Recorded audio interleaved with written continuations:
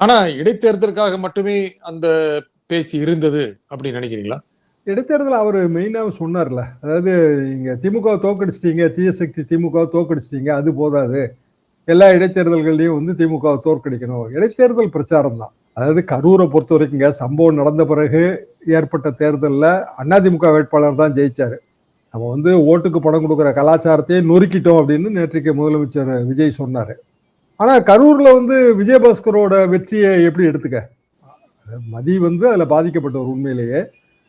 அவருக்கு கணிசமான ஓட்டு விழுந்திருக்கு. திமுக 3வது இடத்துக்கு போயிடுச்சு. ஆனாலும் வெற்றி வாய்ப்பு கிடைக்கல. அப்போ கரூர் சம்பவம் உடனடியாக ஒரு ரிசல்ட் ஆயிருக்கணும் அப்படின்னா 2026 சட்டமன்ற தேர்தல் தான் ரிசல்ட் ஆயிருக்கணும். இது கரூர்ல இடைத்தேர்தல் தான் வரணும்.